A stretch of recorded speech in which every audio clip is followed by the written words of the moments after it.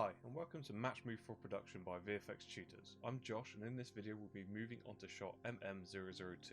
What we will do first is just play through the shot so we can see what we're going to track, then we'll open 3DEqualizer.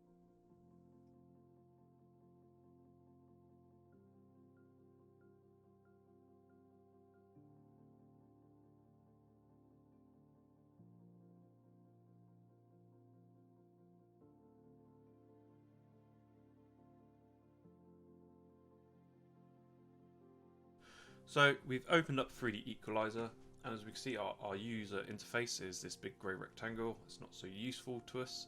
So the first thing that we'll do is if we go to our bottom left and click on environments and select basic, and this will configure us a basic user interface for us to use.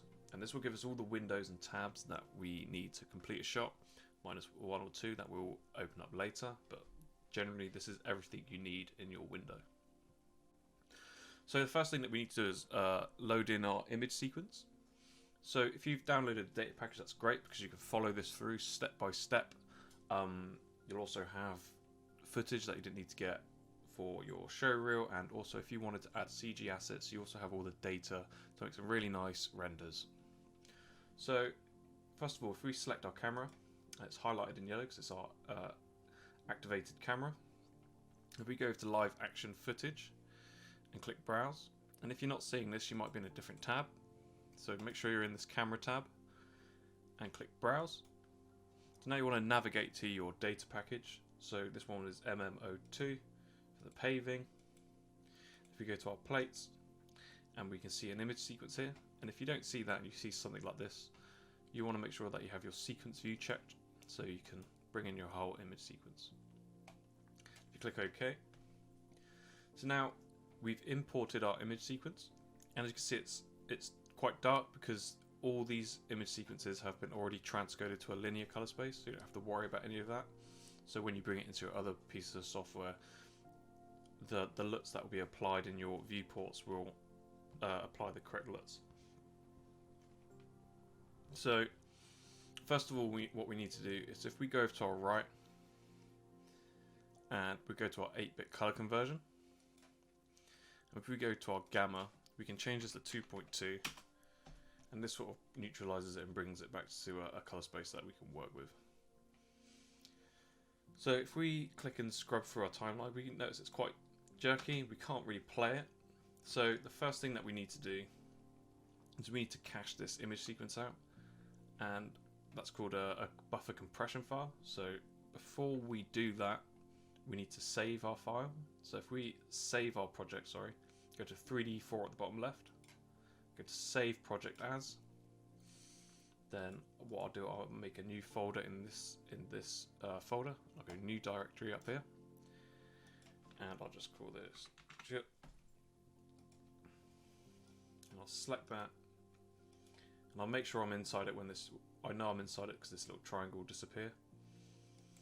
And what I'll do, if you go down to file down here, and I'm going to call this file exactly the same name as our image sequence, so I always know that this file corresponds with this image sequence, so no confusion can happen. And if you're super organized, this is going to be fine, but if you're super unorganized, it's also going to be really useful. We'll call cam video 1, and we'll click OK. So now we've done that, we need to go to our playback tab here, and if we click export buffer compression file, this could take quite a while, so what I'll do, I'll fast forward through it. Cool, so that's finally exported, so our next step would be to click import buffer compression file, and now this will import our cached frames, and it'll be much quicker. So now if we press spacebar, we can now play through our image sequence. We can scrub through, and we've got much better use, and we can pretty much, everything works much easier now. So the next thing that we need to do is set up our lens. So if we go over to our tab on the right, and if we click lens, we'll have these parameters here. We'll have our lens name and our focal length, which under here we'll have our film back width and height, which is our sensor size of our camera, and our focal length, which will be what focal length for the lens that we used. And don't worry about all of this, we won't be really using it that much, but this will be where we'll solve our distortion. So the first thing that I always do, if you have the data, which you do have, so if you go to your camera data, and you should have a little notepad with your data on there. For this one, we know it's a Blackmagic 4K, and our sensor size is 21.12 by 11.88, and the lenses that we use is 18 to 35. But we don't know what focal length we're using, because all of these shots we'll be figuring out our focal length. Cool. So what I always like to do is if I pick my height, and I'll just leave my film back width as passive, and what I'll do, I'll just change it into my film back height. Press 11.88. You need to make sure that you put millimeter in there, so it converts it to centimeters. If you don't, it will read it as 11 centimeters. So if you press enter, you can now see that this is now the correct film back width. And so with our focal length, we'll leave that as it is because we'll figure that one out later.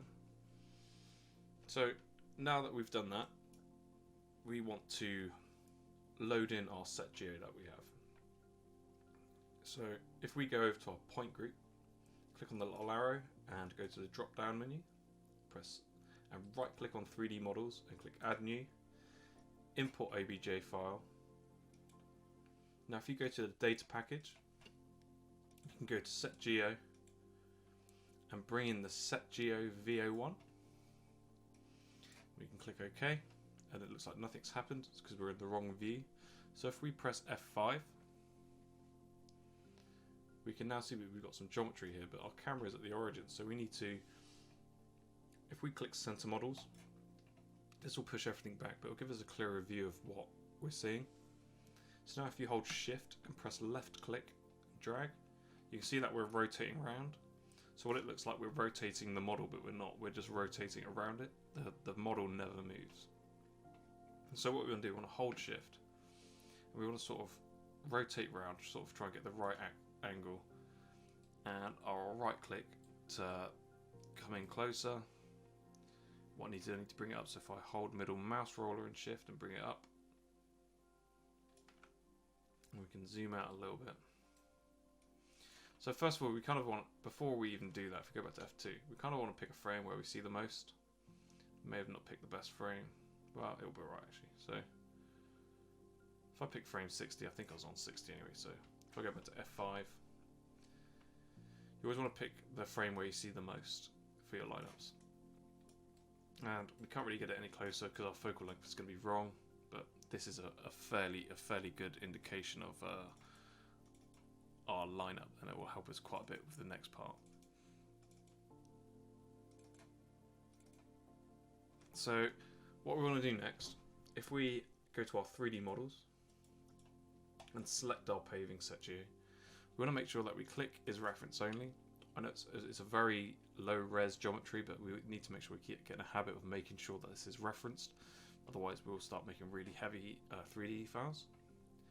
So now if we go down to our rendering and we have texture mapping, and if we just click on UV map, and if we go to our texture in our set geo, we should have a paving set geo VO1, and if you click OK, you see nothing's happened yet, but if you click show lines, turn that off, and click on show polygons, you can now see if we click between the 3D models, turning off and on here, we can see that we've got our 3D model textured in, which is a really good representation of our ground floor. So we can use all this detail to line up our camera and get our focal length really accurate.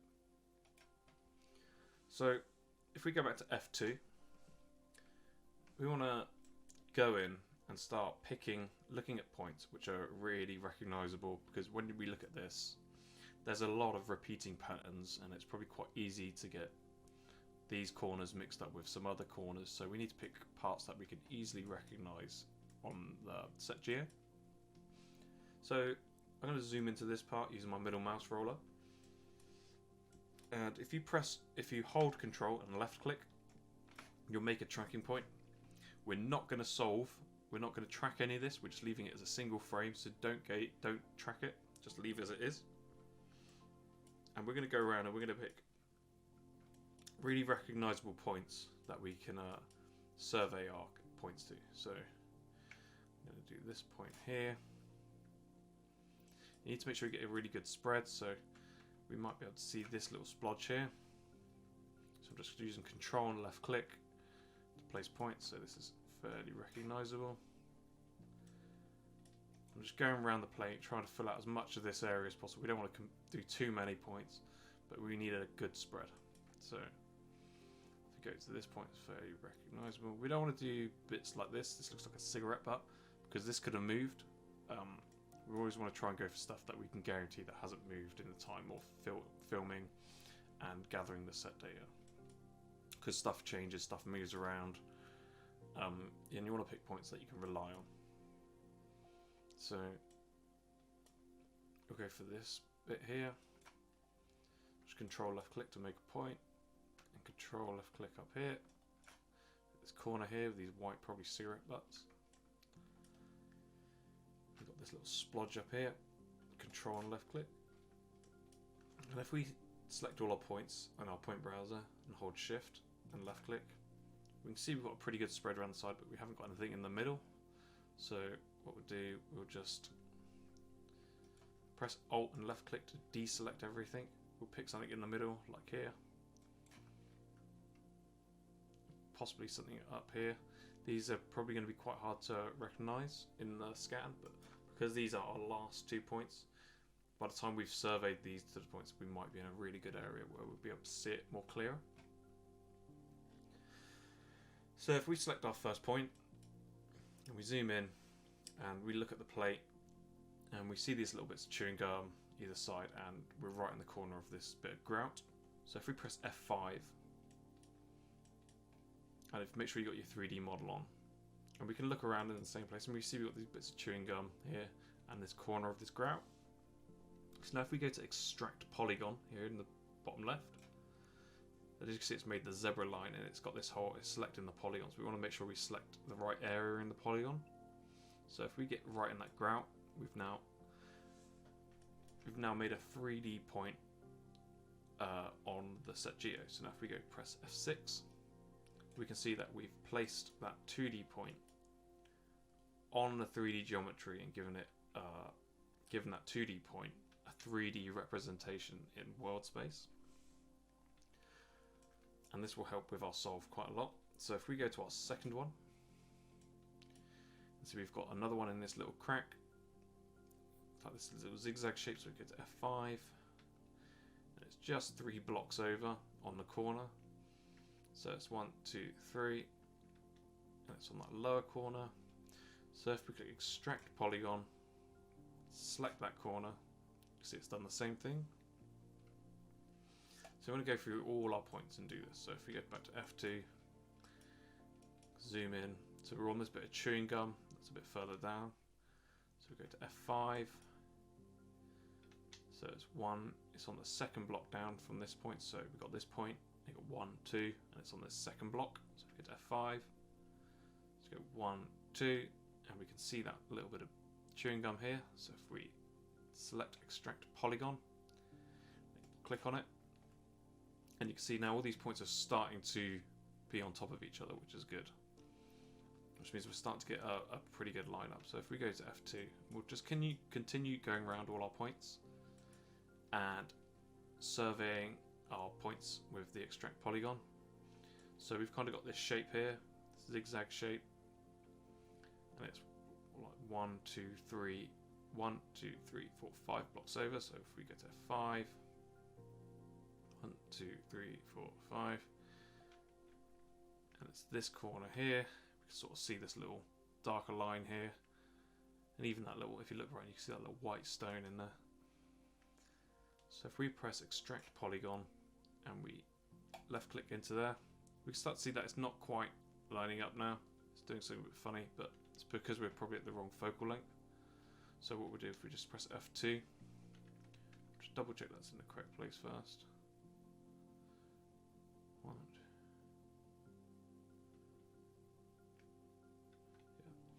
So we'll go to our next point, And we can see we've got this other zigzag.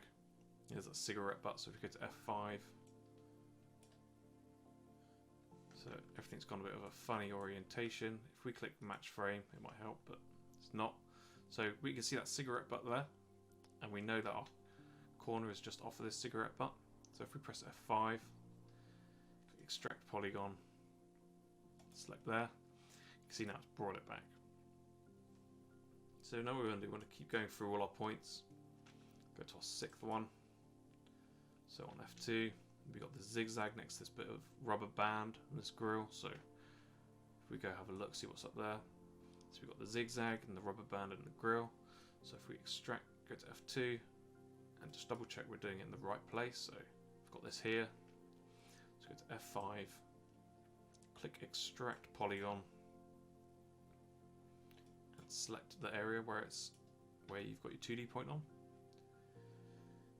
Now if we go to our 7th, you can see we're further up. We're sort of 1 block away from this grill, and we've got some white bits and a bit of chewing gum here. So if we go up, zoom out, we can see that's the same spot here. So if we click center 2D, it'll be easier for us to center around it. So we got this point here, which is here. So if we click extract polygon, select that, we can see that our 3D points are getting further and further away from our 2D points with this line. Don't worry about this for now. This is what we'll do with figuring out the focal length. So all we need to do is just make sure that we extract these polygons in the correct place. So if we go to our 8th point, and we've got this bit of chewing gum. So we press F5 and we'll have a look up. There's quite a few bits of chewing gum, but this one's kind of around here, and there's another bit up here which is in the crack. So we've got that one that's in the crack, so our one is going to be this bit of chewing gum. So if we click extract polygon and select it, you can see that it's still stretching away from our points. Don't worry about it, we'll figure that out.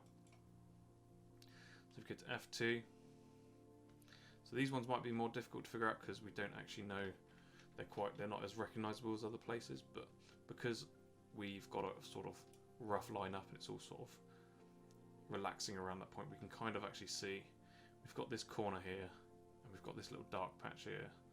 So, and we're quite close to it, so we've got this corner and a dark patch. So if we click extract polygon and select that point,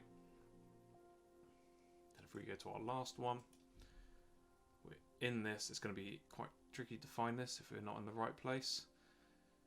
So if we want to look around our area, see if there's anything recognizable. We've kind of got this little splodge here and this splodge here. We're quite in a quite contrasty area, shape of stone. So if we press F right, we can kind of see we've got this splodge here, and it's quite contrasting around. So I would definitely say if we extract polygon and we're going to go here. So if you press Alt C, this is going to solve our camera position. As you can see, we've only got one little red key, and this is our 3D. These are our 2D points in 3D space. So if we click use result, we can see it's still not great because we need to make sure these green crosses are right on top of our 2D points. So to fix this, we need to get an accurate focal length. Because we don't know our focal length, we will have to solve it because we've left it at 30 mil. Because we know that's 100% wrong, because if it was correct, these would line up perfectly. So if we go to our focal length, click on fixed and change that to adjust. Now the next thing we need to do is go down to Windows, down at the bottom left, and go to our parameter adjustment window, or Alt+6. And what it'll do, it will open up this window, which will open up our parameter adjustment for our focal length. So the first thing that we need to do, we need to change this from brute force to adaptive. Then all we need to do is click adjust. Then what this is going to do, this is going to figure out the best focal length to our survey. So now if we transfer our parameters, you can see it's gone a bit funny. But now if we select our window, press Alt C and use result, we can flick between our 3D model, and now we can actually see that we've got it pretty close. We've got it really close. But I'd say what we're going to struggle with, what we've not got quite right, is because we've got no distortion on our, where we've got distortion on our plate, but we need to remove it. So now we know this focal length here is around 18.81. We can bring in a lens grid that's will correspond to that focal length, because we can trust our survey points. So now we can bring in a lens grid that's going to be the lens for that focal length. So first of all, if we go over to our camera up at the top left, if we select it, if we right click and add new, and you need to make sure you add a new reference camera. So select a reference camera, and you should have a ref-2 under your camera. So now if we double click on this and make this our active camera, and what we're going to do is we're going to go to live action footage again, click browse, and if you go to your data pack, you should have a lens grid folder. And if you open it up, if you click on sequence view, so what we have here, we have all the lens grids that has been shot.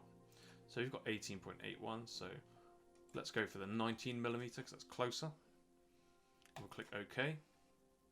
And see how this has brought in a lens grid now. So now if we press F3, you want to go to your distortion grid menu.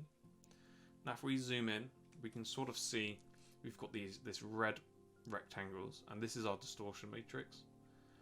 So what I always do, if you go to the top left point up here, click and drag it and bring it close to one of these corners, and you can see it starts to create a little zebra line.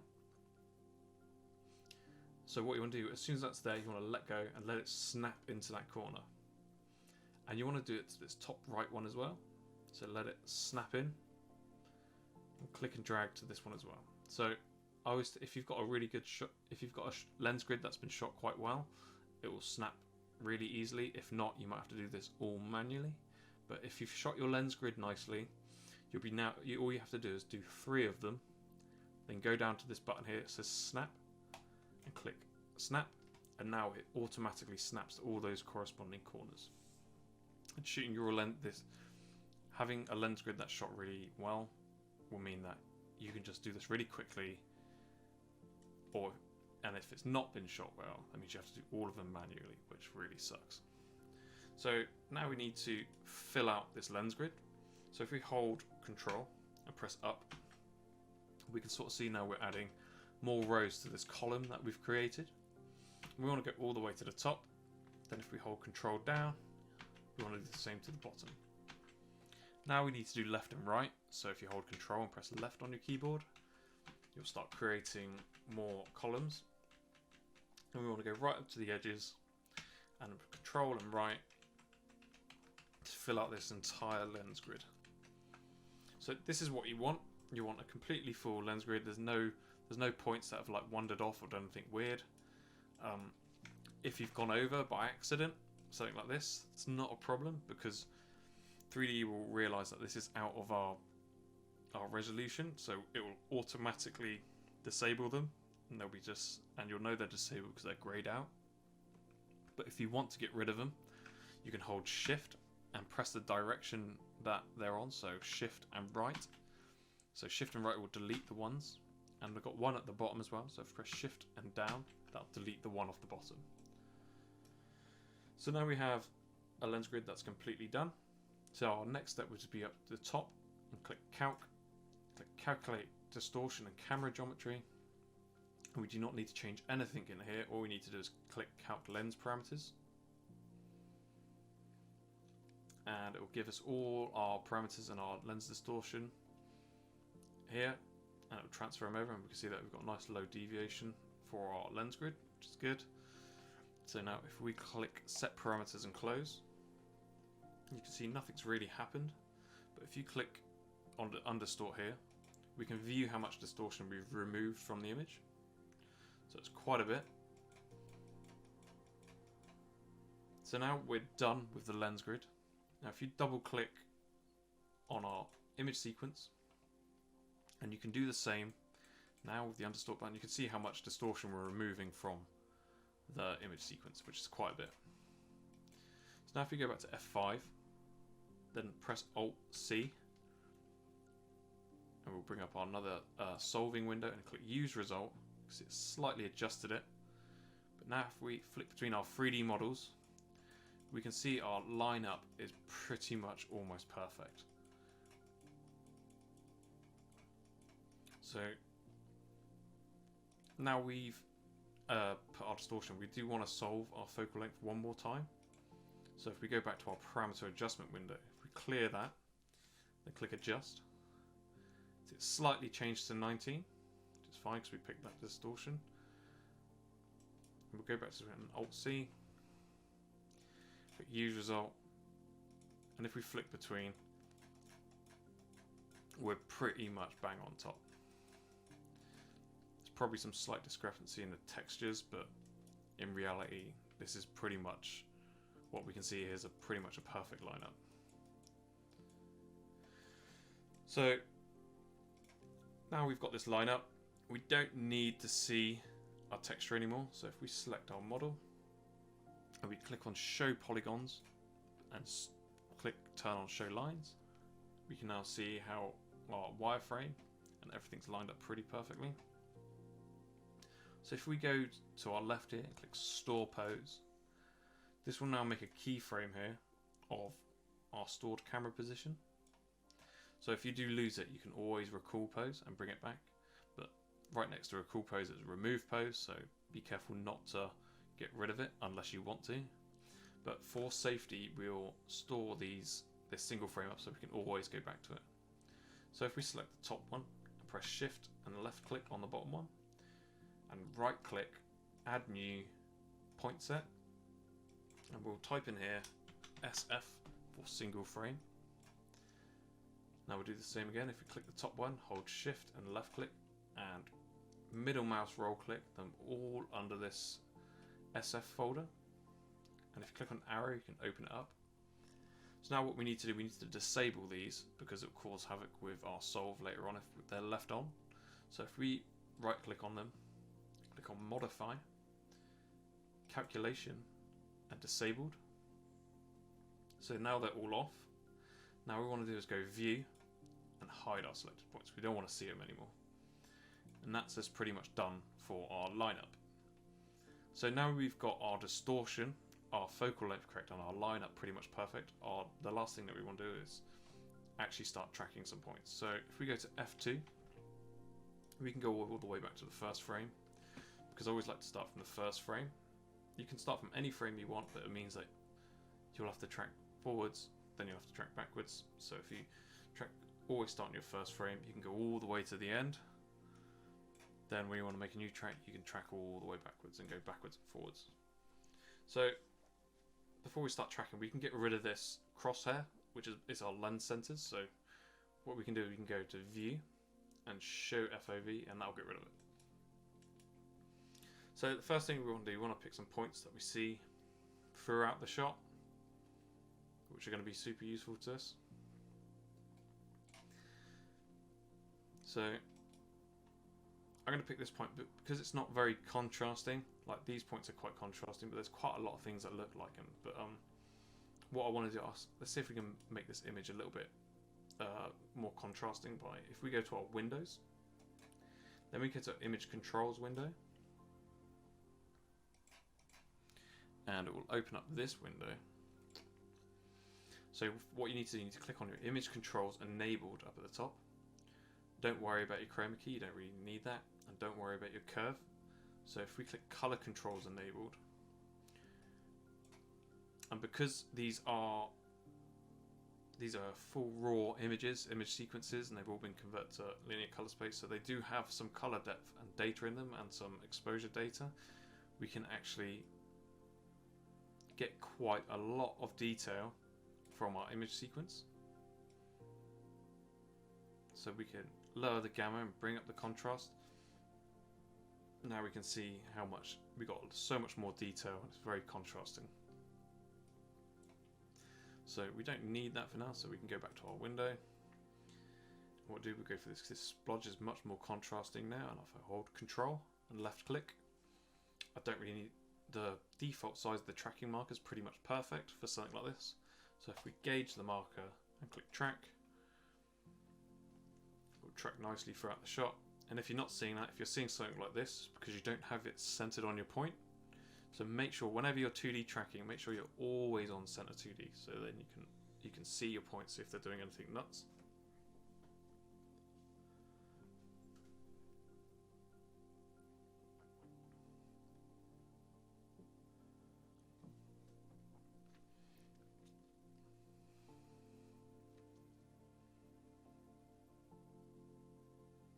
It's getting quite close to the edge. Went quite close, but it didn't change it that much. We'll double check if it slipped or anything on that point, because it did go out of the frame. So if we click and drag and through and just double check it's not done anything weird. And what we'll do, we'll just go back to this frame and we'll just readjust our tracking box, and we'll do it something like this.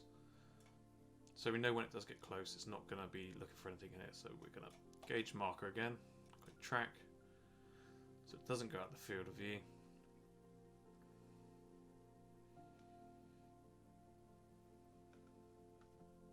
Cool.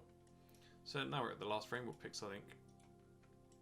Our last frame. So click here. It's got this little stick. It's quite useful. So bring that in.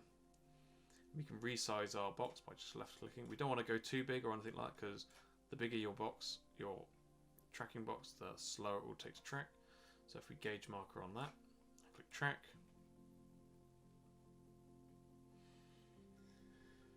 You can see it's tracking well because our little gauge marker, this little green bar, is always staying nice and low. That means it's not slipping out of its original snapshot very much. You can see the original snapshot is bending to the perspective of the shot.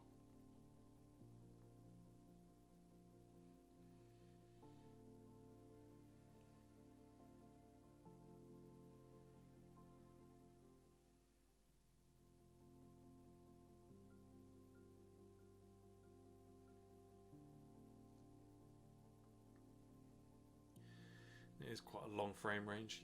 You don't have to use entire frame range. You can cut sections out, use a smaller amount. It's entirely up to you. But for these tutorials, we will just track the entire frame range. Cool. So there's that one done. We'll do something up here. We'll just reduce that box around so we can focus more on this area and reduce the search area. Gauge marker and track. You can see here there's annoyingly a bit of dirt on the lens, which is not great, but we can remove that in comp later on quite easily.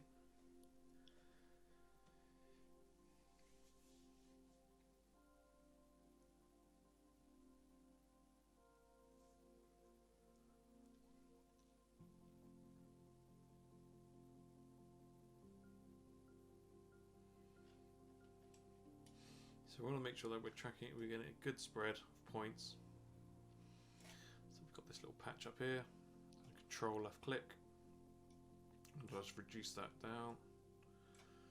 Reduce our search box. Click gauge marker and track.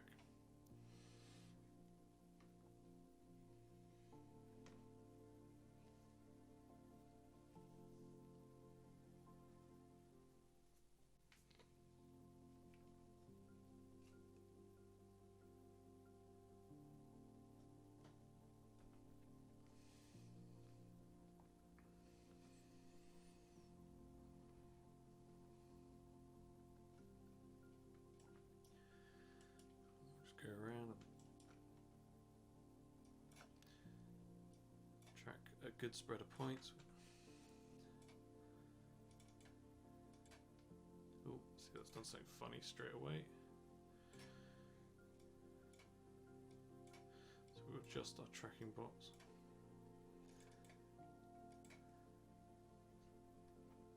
You need to make sure when you're tracking these that you don't click it all, because once you've already got one selected, no matter where you click, you'll move that point. So you need to make sure once you're tracking, you don't left click anywhere.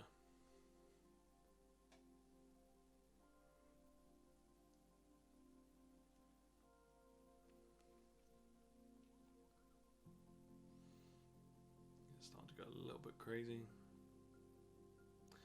So what we can do, so it's a little bit jumpy there, we'll scrub back, and what we'll do, if we go back to, say, frame 300, then we can gauge marker again and reset the snapshot that it's going to track, because it may have just got too stretched for it.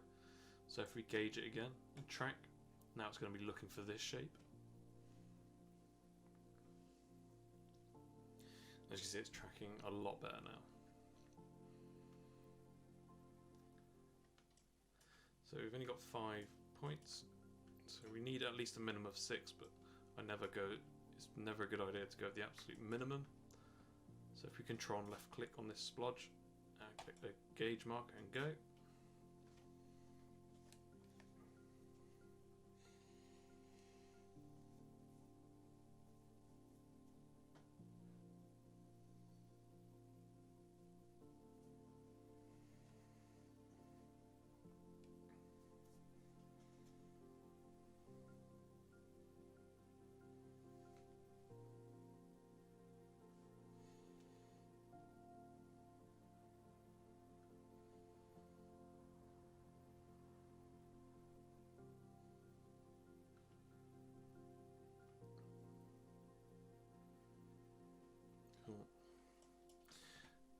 So if we select all our points and have a look around, see we haven't got a very good spread of points. If we scrub through, we can see we're missing some stuff in the middle. So what we'll do, we'll pick something in the middle a bit more. So this little area here. If we get gauge marker and track.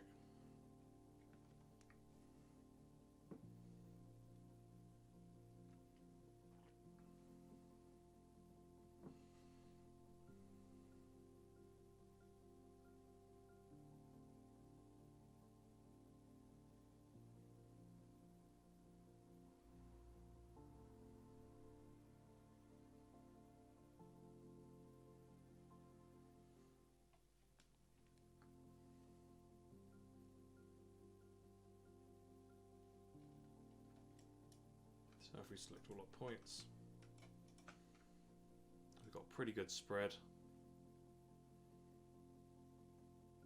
Possibly lacking something more in the foreground here at the start. So if we go back, press Alt and left click, deselect all that. So what we'll do is just track this bit here, Alt left click, gauge marker and track.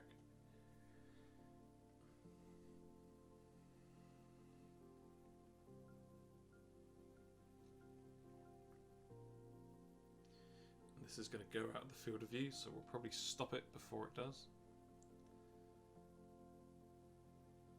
So if we press stop now, go back to frame 193 and make sure you end the point. If you don't end the point, the tracking point will just slide to the edge of the FOV and do crazy stuff. We don't want that. That will ruin everything, all the work that you've done. So make sure you always end your points. So when it does go to the end, it turns itself off. So we've got a pretty good spread. So if we go to F5 and we go to our little red keyframe where we've done our lineup, so we know it's perfectly lined up at this frame. You can click recall pose if you've somehow moved it. So now what we're going to do, if we select all our tracks, click the first one and shift and select the last one, we can go to edit, project points onto 3D models. And now you can see we've got 8 of 8 points projected onto the 3D model. So now if we go to F6, we can see that all our 2D points have now been given a 3D representation in the 3D world space. So if we go press F5, if you hold Alt and left click, we can deselect everything. So now what we can do, we can go to our image controls and turn them off because we don't need them now. And if we press Alt-C and solve, we'll see that we've got more red dots now. And these red dots are your keyframes on your camera. So every one of these red dots is a keyframe in Maya. And your yellow dots are your 3D points, your 2D points represented in 3D space. So if we click Use Result, we can see, we now see something in our deviation editor, deviation browser, sorry. And we can see like the general gist of it is quite smooth, but we've got some jumps, and it's kind of peaking up.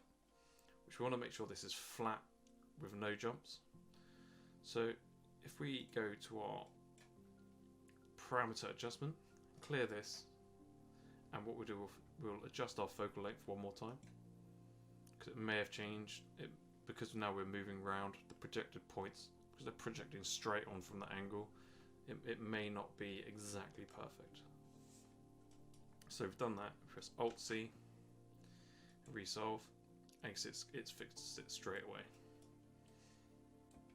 The only problem is now we don't really have a flat deviation curve, and we've got quite a high deviation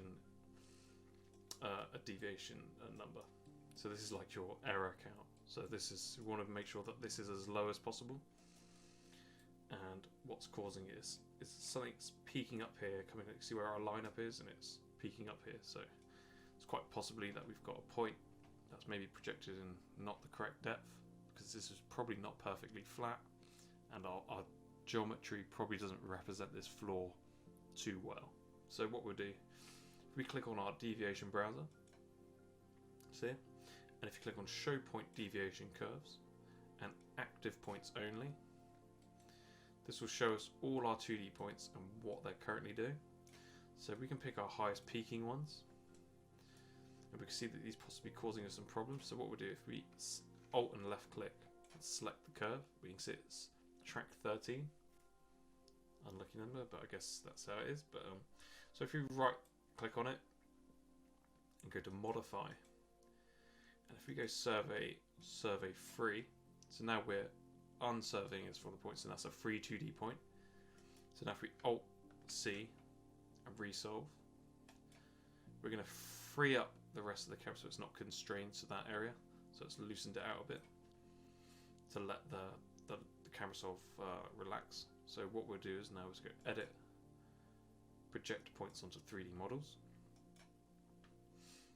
Then if we solve that again, that'll do probably the same thing, if not worse.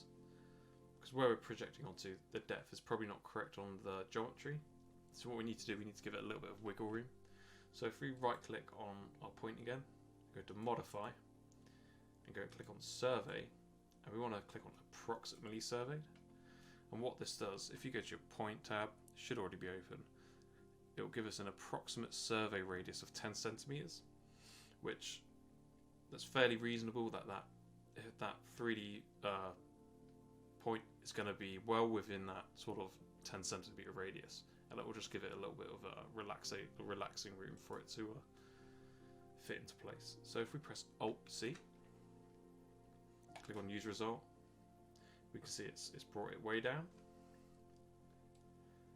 So now what we can do, if we go back and we'll also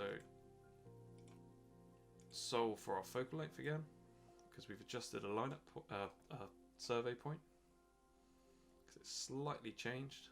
If you transfer the parameters, click Alt-C, use result, we've still got this peaking thing, but our deviation is getting much lower. So what we can do, if we select this next one, and if we survey free that, and press Alt-C again to solve it, click use result, you can see now we're starting to flatten it out. And so if we go edit, project it back on, what we'll straight away do this to change this survey mode to approximately surveyed. We'll click Alt-C to solve again. We can get these two top ones here.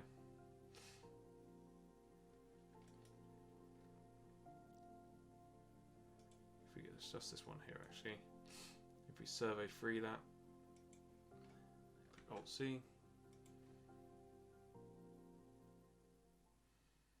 then edit and project them back on, and Alt-C again, because it's brought it back up. If we change it to approximately surveyed,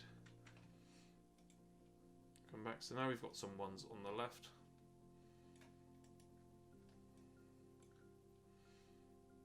So if we survey free that, see we've completely broken it. So maybe maybe that extra point we don't need, so we'll disable it, press Alt-C, And what we'll do, we'll go to our focal length adjustment and click adjust again. So now we've got a really low deviation number.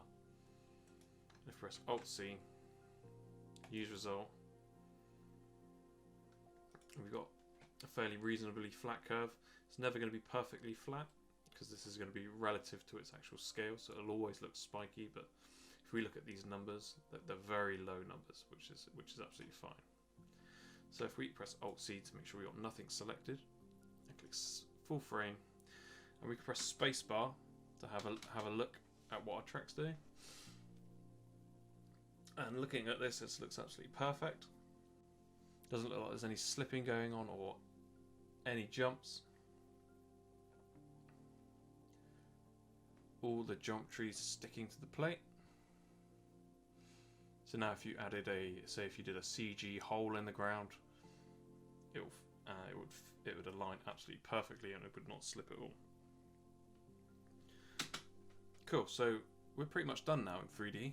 We've tracked it, we've got our lineup, we've surveyed everything to the set geo. So our next step would be to export out our camera, export out our Nuke LD node for the comps to reapply any distortion back onto the CG, and export an undistorted plate for a reference in Maya. So before we do that, we'll save it. So if you go to 3DE4, the bottom left, click Save Project As, and I'll just overwrite the file. You can make a different version if you want. So the first thing that we'll do, we'll export our camera. If we click on Export Project, so if we go to 3DE4 and click on Export Project and go Maya 2.5, obviously if you're using a different software you can use the same, you can use the ones for the correct bit of software they're using, but I'm using Maya. So now you need to make sure that your start frame is the same frame as your start frame of your image sequence.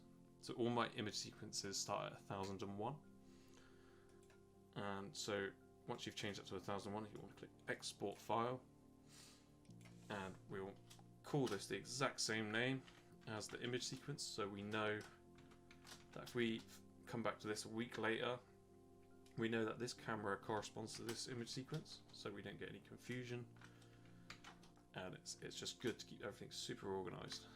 So call it cam V1, and you know what I'll do, because I'm probably going to type this in a few times. I'll click and drag, right click and copy it, and I'll click OK, and don't need to do anything, just click OK and OK again. So now we'll do our Nuke LD node. So if we click on 3D4 again, we click on File, Export, Export Nuke LD 3D4 Lens Distortion node. So we now have to click on File Name again, and what we'll do, we'll click on here, right click and paste. And so we'll change cam to Nuke LD node. So now we know that's the distortion node. Click OK and OK again. So now finally we need to export our undistorted plate. So if we go to 3D4 again, it should always stay open, just in case it didn't. Go to Run Warp 4 and click on that, and it will save again, and it will open up this window. So what we want to do, if we go to select our warped footage and we'll see no warped image available, we can click Preview here, and we can flick between the two and we can see how much difference there is going to be between the two, which is quite a lot.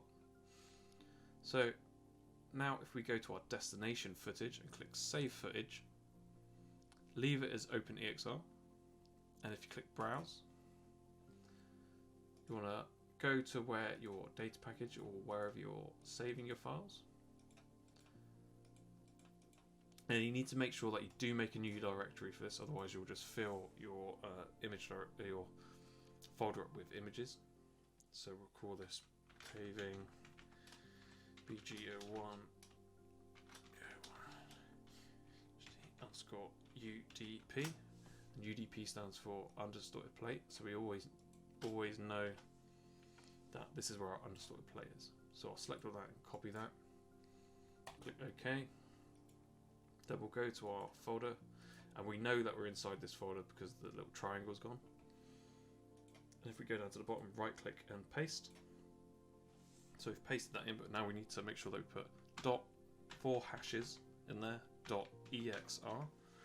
If you do not do this, it will only render out one image, whereas this will tell it that you would like to render off a whole image sequence. So now if you click OK, then all you need to do now is go down to scale and change it to 50%, and it will disappear. So if you click preview again and click render, so what you should be getting some little green keys that pop up here that show the frames that have been rendered.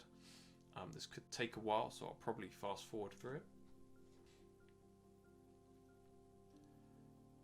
Cool, so that's rendered out. We can now go to the file and exit warp 4, and now we're done. We've completely finished in 3DEqualizer. We've completed the shot.